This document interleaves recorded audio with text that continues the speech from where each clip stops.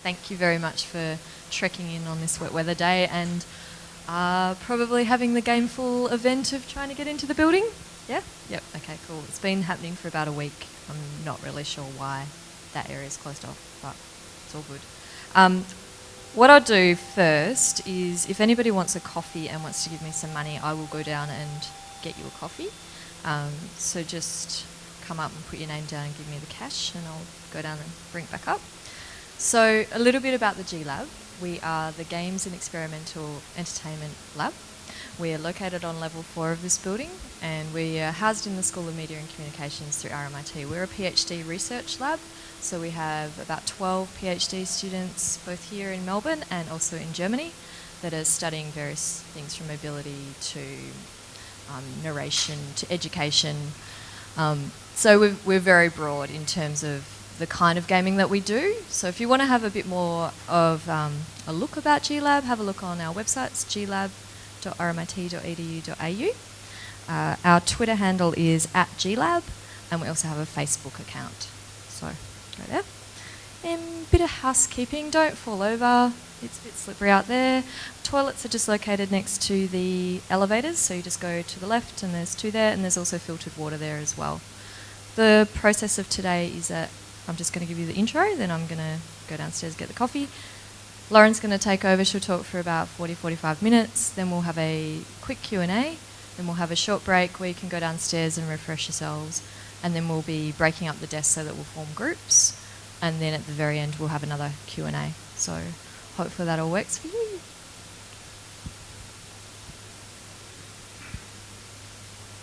Yes, I will get some water. Yeah, I'll get some jugs and bits of this. We had a bit of a key situation where we've lost the key to the only kitchen cupboard. And there's only one person with that key in RMIT. Anyway. All right, I'll hand over to Lauren. Thank you very much. Thank you, Bianca. And thank you everyone for coming today. I know with the public transport and everything, it's been absolutely crazy. So welcome to my workshop. It's called Personalize. For those of you who want internet connectivity, they're the details. So you connect to the RMIT University address, username and the password. It's case sensitive. Let's give you. Is everyone right with that? Do you want me to keep it up? You good?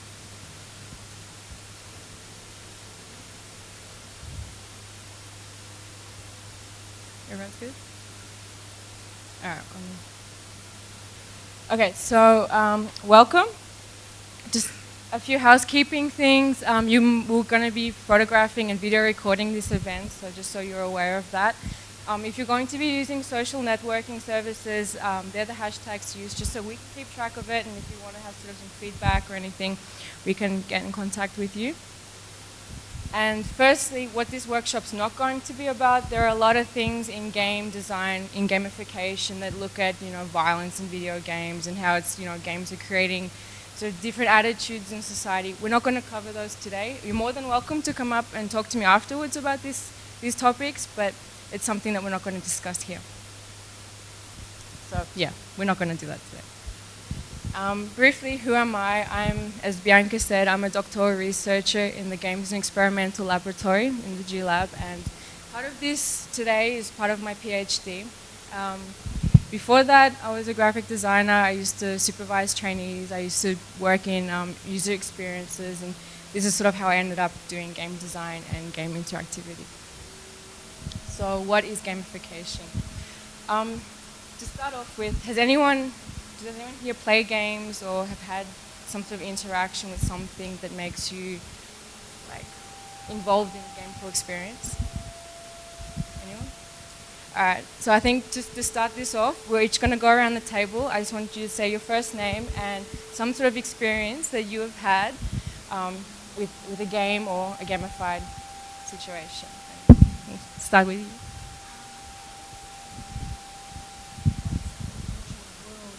Second Life, so teaching and creating and design and stuff. Hi, my name is Christoph. I run a professional development and training organisation. I'm very interested in the way game design can be incorporated into broader approaches to education and training. My name is Dario Federici. I work for Calls with these people. I'm interested in gamification because of an idea that I have. Yeah, that's it. Hi, my name's Sam, work in the IT industry. Haven't used gamification in business, but find it quite interesting. Used it in personal life, like health tracking apps and social media. But interesting to see its business applications. My name's LaSalle. We engaged Lauren for a piece of work at my old employer, so I've come to see sort of what actually Lauren does, because I left before she came on board. Hi, I'm Marigo. I'm a doctoral researcher at GLab as well, and specialising in enterprise gamification. Hi, I'm Audrey. I'm a student. I'm Marigo's daughter, and I do play games a lot, so I'm involved. I'm Anthony. Just seeing how gamification could be applied to the our business applications that we use, involved with some of the theme parks up in Queensland. Hi, I'm Alexia. I'm also from Coles, and I once nearly missed a flight because I was playing Angry Birds. I'm Jeff. I work at Coles. I'm one of the analysts looking after our relationship with Medibank as part of Flybuys. And one of the things we've just done is to incentivise people to do steps for health, and they get rewarded with Flybuys points. So I'm intrigued to see any insights I can get out of this today. Hi, I'm Rebecca. I also work in Flybuys and Coles. I work on similar accounts to Jeff, actually, so just interested to learn more about engagement and getting more people involved. Hello everyone, I'm Beth. I'm also with Flybuys. So yeah, similar to Rebecca and Jeff, we're just, as far as loyalty and getting people engaged in the program. Yeah. This feels like AA. Hi, my name's Sean. I've been playing games for 20 years.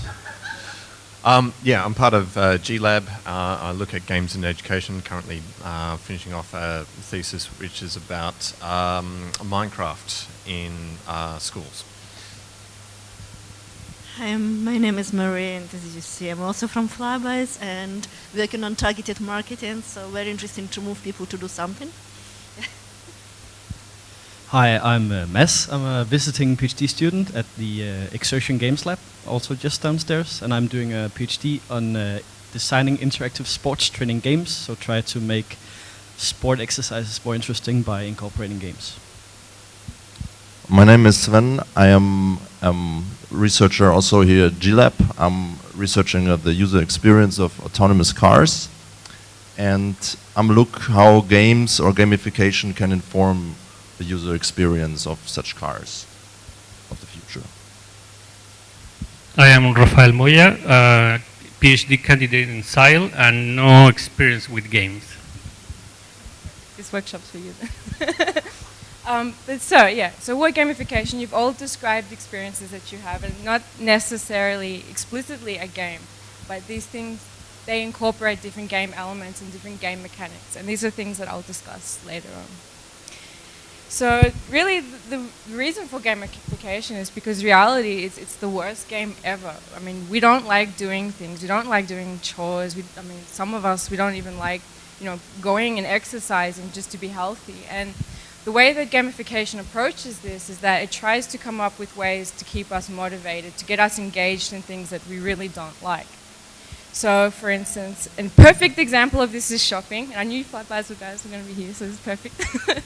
Some of us, we like shopping. We really, it's something we're motivated to do because we enjoy it. Whereas some people don't quite like shopping, and they're there because of, other factors.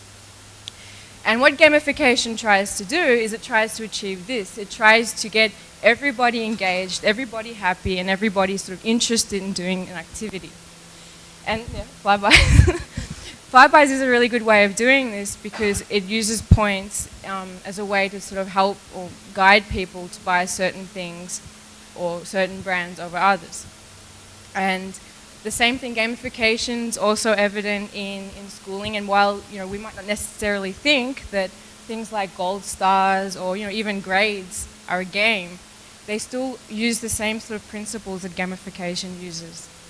And the same with house points in school. If you do something good, they'll give you house points, and you work together communicatively to achieve a goal, which in this case would be, winning against everyone else. And I think a perfect example of gamification really is the Scouts program, where, your skill level, your competency, all those things are represented in the form of badges. And anyone who knows a lot about gamification, badges are really a big thing that a lot of companies use to try and, represent people's interaction with the gamified experience.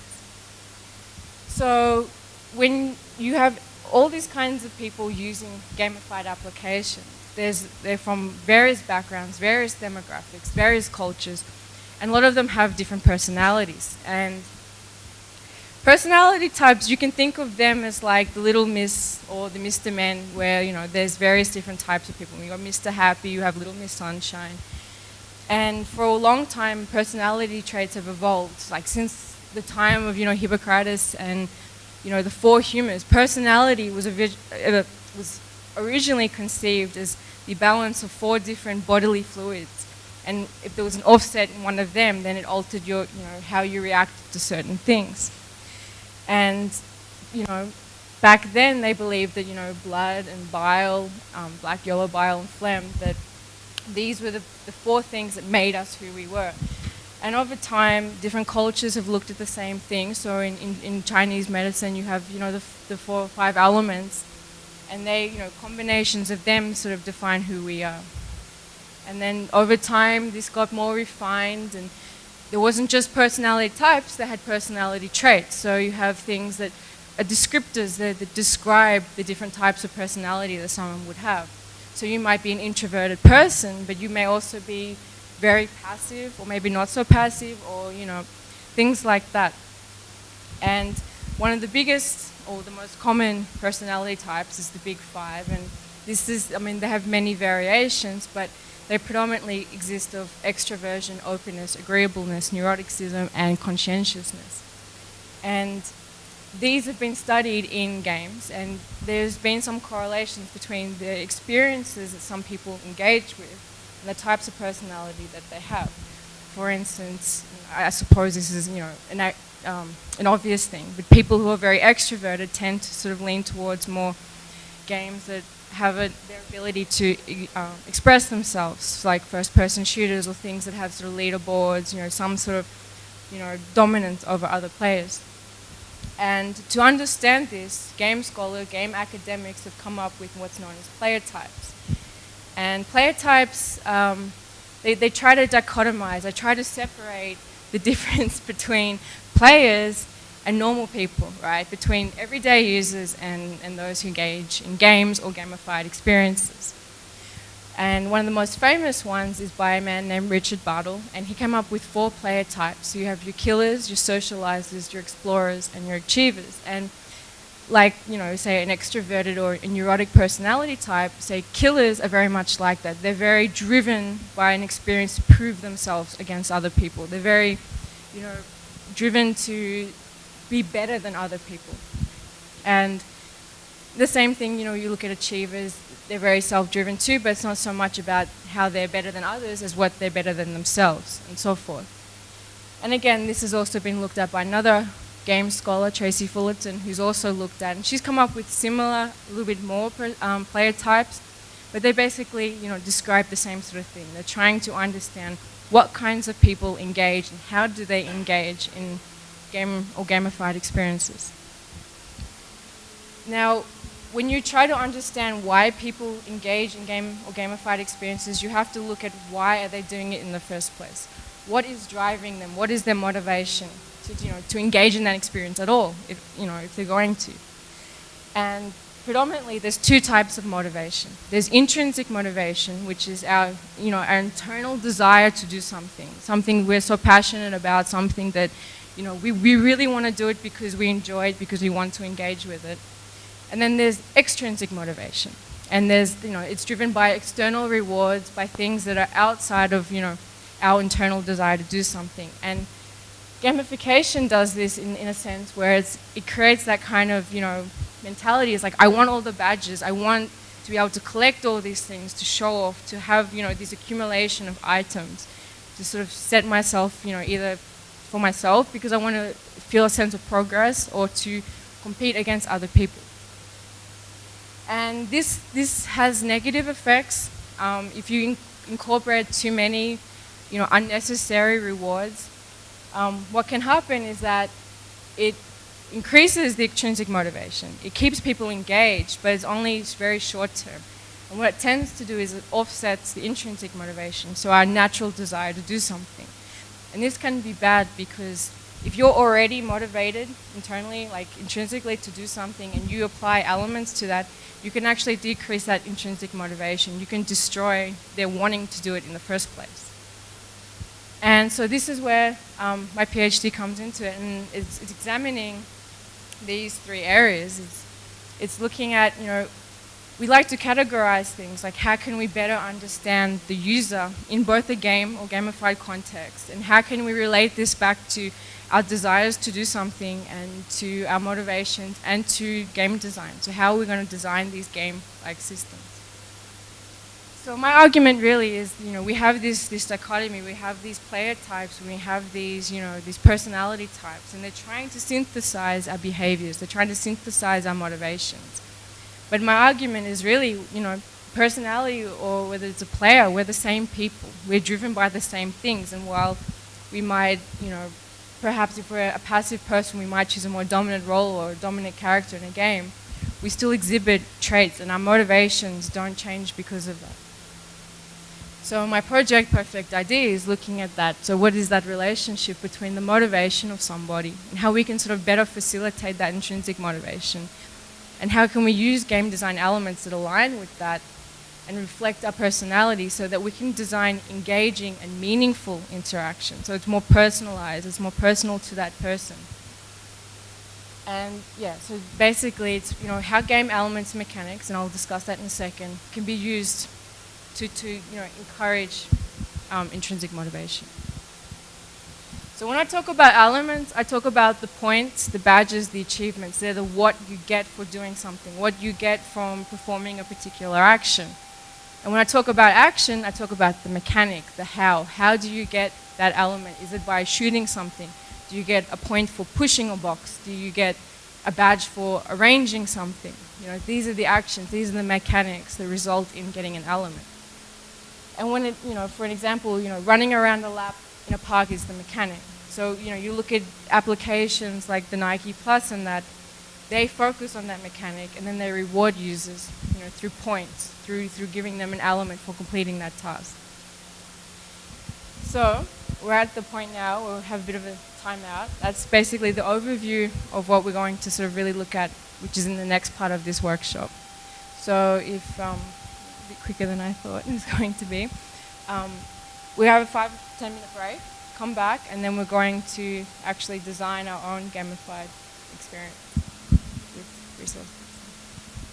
All right, so as you can see, there's 6 different cones on this table. So that means 6 different groups of people. It's up to you how you want to form your groups, but I'll get to why we're going to form those groups in a second. So on your tables, there are decks of cards. If you can all, split them up between opposite sides of the table if you want. Just don't split the decks between them. And they all have different icons, different descriptions, and they're different colors for a particular reason, and I'll explain that in a minute. So you're actually very lucky because these are prototype cards, and you're the first people in the public to actually use them outside of a game design context. So any feedback, if you think about something or for the cards, please write on it, mark them, do whatever you want with them. But basically, all right, so the cards are like this. You have an icon which represents, these are game elements, mechanics, context cards, and yeah, there's no particular order, just mess around with them. And there's a title which will describe what the card actually does. So some cards will, some cards will be, element cards, some cards will be mechanic cards, and the description will just give you a very brief overview about what these cards actually do.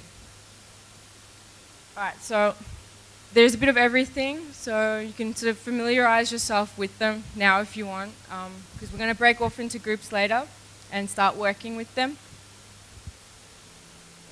All right, so there's 4 different colors. There is red, blue, green, and yellow. We're going to start with, once we go into groups, we're going to start with the red cards first. And now the red cards are the things you need to think about when you're designing a gamified experience. So these are the important factors. So the user, what are your outcomes? What are your objectives?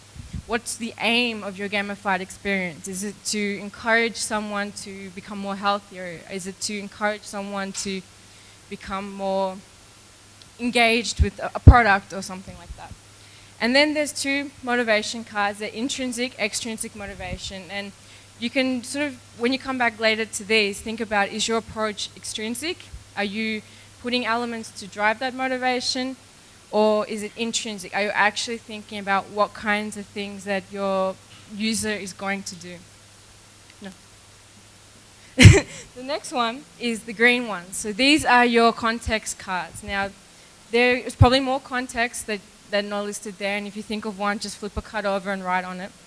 But these are, so is it in a business context? Is it in an educational context? Is it a personal context? Is it something that you want to design because you have a personal interest for it, or is it a gaming context? So you can, doesn't have to be gamified, it can be an actual game if you want it to be. The next ones are the blue cards. So these are the mechanics. These are the actions that you want your user to perform. So, you know, for instance, there's some things like trade. Do you want users to be trading items? If so, what do you want the outcome of that to be? Do you want users to be able to customize things? If so, again, what do you want the outcome to be? And so forth. And the last card is the yellow card, and the yellow card is the elements card. So these are the things that you give to people for performing a particular action. So, for instance, if they repair something, do you want to give them a reward? Do you want to give them a point? Do you want to give them an achievement? This is sort of how these will work.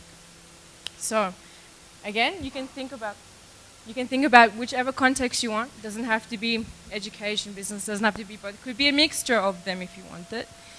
And so, yeah, let's prototype.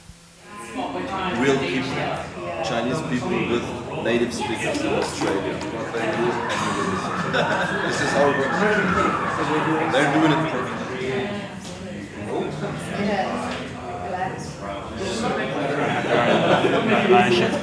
And so. But you're right, there are some gifts.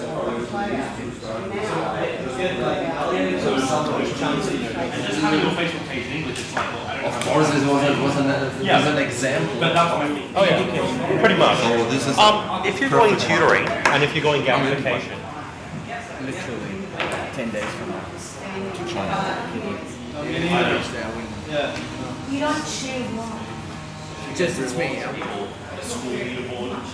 So we were thinking of a school leaderboard of having competition. Do you guys want to start?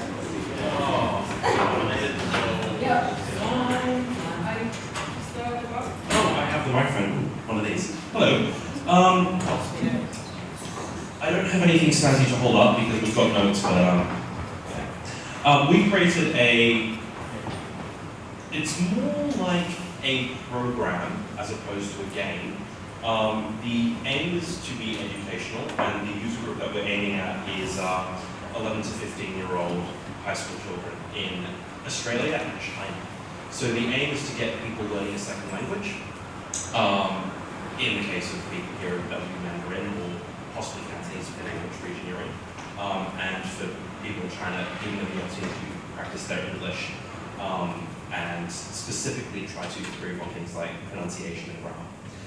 We're calling it, well, we haven't called it anything, so I'm just going to call it Story Weaver for now. And the basic concept is that you get 2 classrooms to sync up together and share stories or write a story together in one language or the other, whichever one the class happens to be working on. At the end of the day, you can share those stories online, publish them wherever, share them with your friends, and at the same time you learn about language. So really the mechanic that we're going for is collaborative creation and sharing, and obviously picking them both for their stories and favorite them and rank them and so on and so forth, but that's possibly a bit further down the line. So our prototype is really simple, that's where we're aiming. So it's really fun. In part, it's academic because we were looking at getting schools and other places to build it into the syllabus. I mean, our main idea is to say, let's try not to make this something where we say, hey, you're going to sit down and learn. It's no, let's just go talk to new people, chat to them, work together, create something that you can share with other people. And in the process, you'll pick up language and vocabulary and grammar. So instead of saying, hey, this is all the grammar, it's okay, so now just tell a story. And then that will come. I'm curious, why that language? Because, sorry, I never your name. Pawan. Pawan's actually going to China in 10 days to try to pitch something to China to try to get a gamified learning experience over there. So we just tackled that. Would anyone else have any more questions? I will pass them.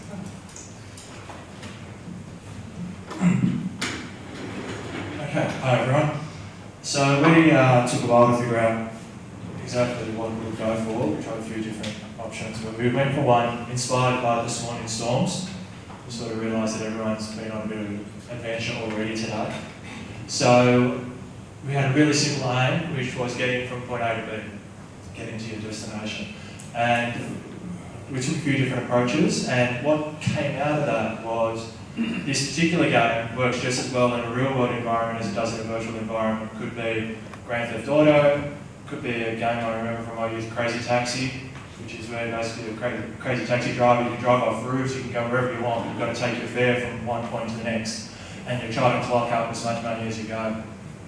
But also, just as relevant to, say, the City of Melbourne or the State Government of Victoria, to try to figure out how everyone is going to get to where they're going, whether we've got to get from here to Federation Square, what wayfinding do you use to get there?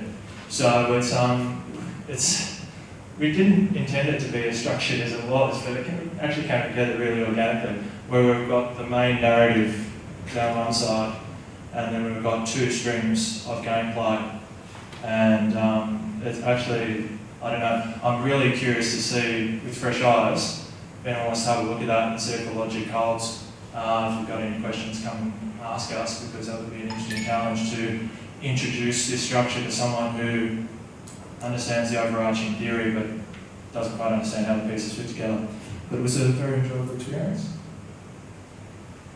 I can see that economics is within a business context. So would they say be some room for, if there's a trend delay in companies to give people some incentive, say, oh hey, you know, like here's a voucher for a coffee or something like that. Or did you have that kind of idea?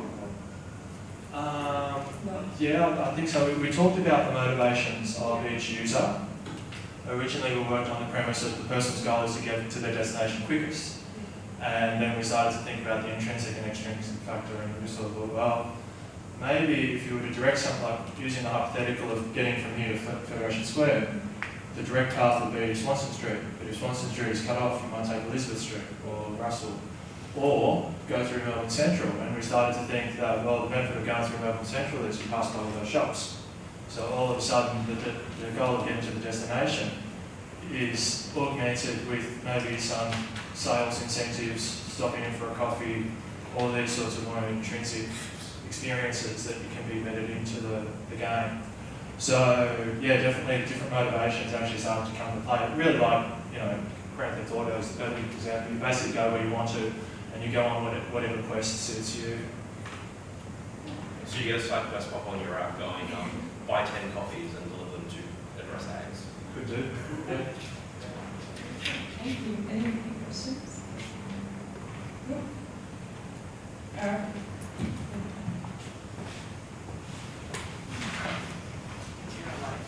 Okay, so so we took it kind of a step back and said, in terms of games, we want to kind of aim at a kind of older teenage market.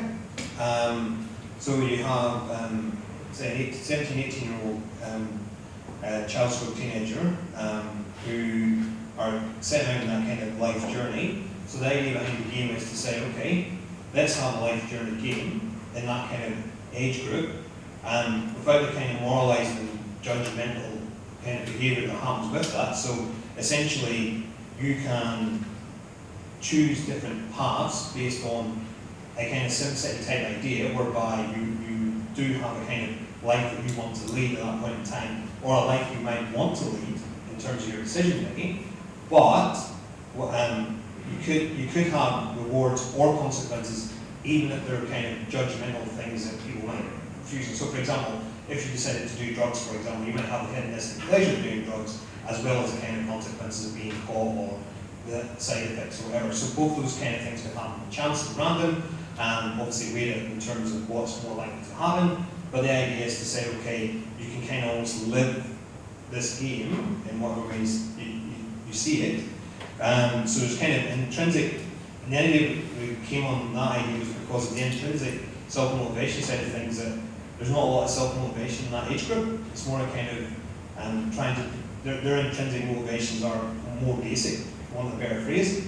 And the extrinsic was, if you do these things, you can get rewarded, or there can be consequences. So, for example, one of the things we have as a consequence is that in terms of your choices, you may have a choice that happens whereby you end up losing all your money and stuff like that, and you can have like 2 parental bailouts. So the parental bailout will kind of reset you in the game, but on the 3rd minute it's kind of game over, and that's the end of the game. So essentially instead of putting that in front of you to say, well, if you follow this path again, this might happen again, or it might not. You choose, you decide. So the actions that you would have in there, so you obtain stuff, trade stuff, obviously the punishments would be wins and collectibles, and so the idea would be there's a kind of collaborative social media type idea with that, as well as a kind of bringing a kind of second life idea into it too, and that's where we kind of got to. Thank you very much. Question. When you said that your chances were going to be completely random as to what happens, I mean, how did you factor in the psychology of negativity, in that people always assume that even if after they're given a statistic of a negative thing happened to them, they will always assume that it probably won't? At this time of the morning, probably not, but we probably could do. Absolutely. Perhaps that could be implemented as some type of feedback. Any more questions?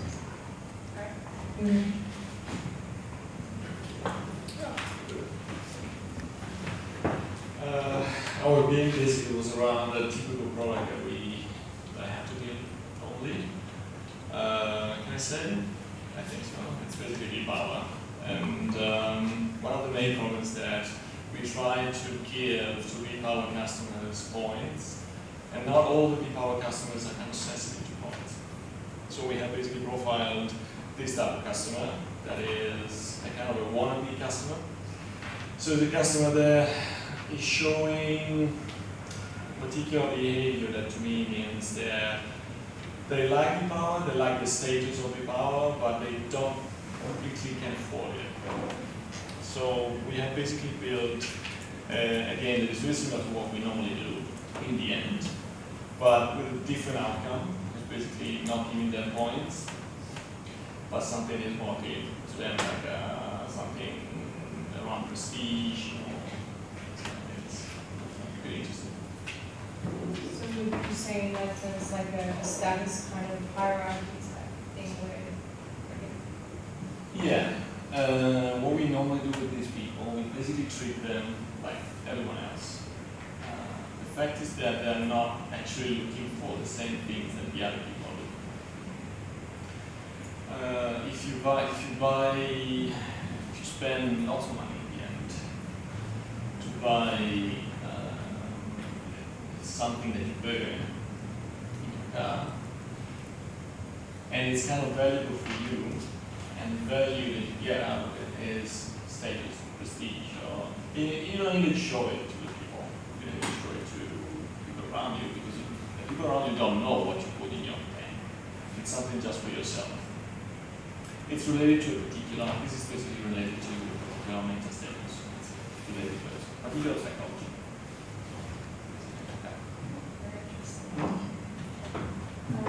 So did anyone have any more questions relating to the whole design process or coming up with ideas, generating ideas?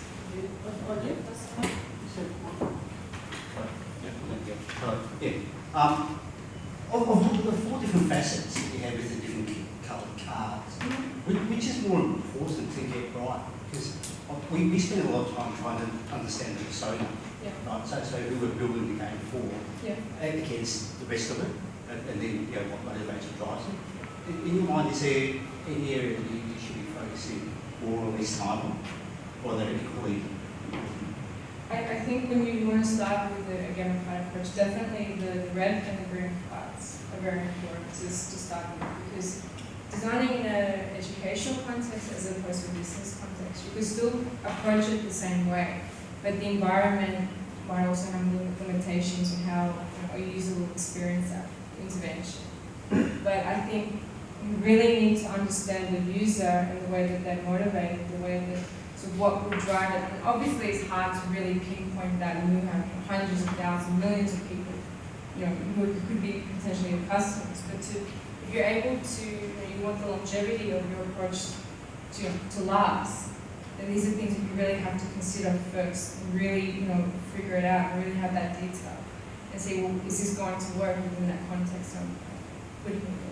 And then from that, if you're able to understand that, you have a lot more detail of the people that you're designing for in that context, then you're more likely to choose more appropriate behaviors, more appropriate response to those behaviors, so like game elements, as opposed to just, we'll put a badge, and that could be meaningful to some people.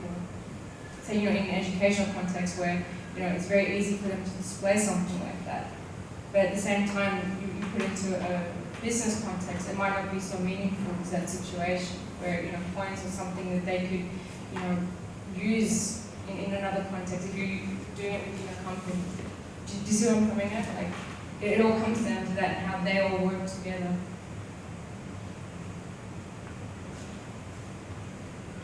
Any more questions? Well, that basically concludes today.